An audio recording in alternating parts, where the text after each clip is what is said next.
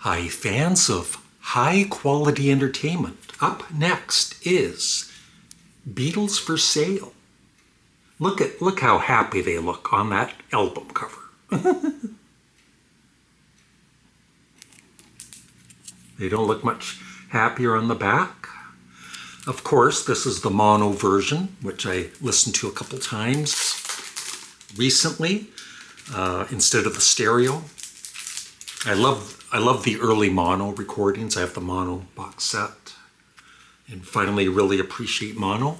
And this was the first Beatles album with a gatefold. Although here in Canada, I didn't know about this until the later 70s.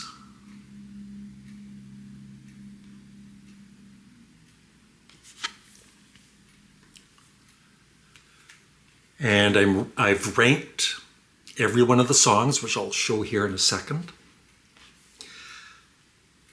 But this album, I feel, even by me, in the past, it's been underrated.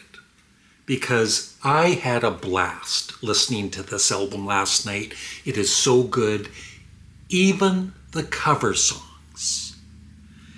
And I have a new appreciation for poor old Mr. Moonlight. In mono, that organ isn't as annoying as it is in stereo. It kind of fits the song better. And definitely the weakest part of the whole album is that little organ solo, of course, but still, overall, it's a great song. I really love it now. John just kills it with rock and roll music, another cover, of course. Great openings with No Reply and I'm a Loser. Once again, the Beatles are growing, of course. It's not just She Loves You and I Want to Hold Your Hand anymore. I'll Follow the Sun, I feel, is another very underrated Beatles song that, there's Yesterday, Eleanor Rigby, Strawberry Fields Forever, all of those songs. I feel I'll Follow the Sun is kind of, like I said, underrated. It's a beautiful song. Kansas City, Paul, once again, great vocals. And then the Beatles songs, 8 Days a Week, Every Little Thing.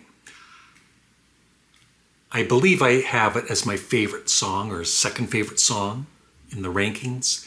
I have always loved that song. I think it's one of the Beatles' most underrated songs. And I also love the version that the prog rock band Yes did on their debut album. What You're Doing, I feel, is pretty well underrated. My least favorite, I believe, from my rankings was Words of Love, but it's still good, very good. Buddy Holly song. So in my ranking, it's not as strong as A Hard Day's Night, but I still think this is better than their first two albums. And so I'm going to give it a solid A. And it goes into second place. Way to go, Beatles for Sale. And for my ranking of the songs, I forget how I ranked them, but here they are. I did the ranking last night. I believe, like I said, well, you'll see it here, and you'll know how I rank them. And I do, when I go on Spotify, I listen to each song just for like 30 seconds or whatever, and I kind of move them around, and I kind of do it pretty quickly. So that's just for today. Maybe tomorrow I'll rank them a little differently, but that is it. That is my ranking and review for the Beatles for Sale. I would love your thoughts on Beatles for Sale in the comment section below. Please remember to like the video. Thank you. Have a great day. Bye.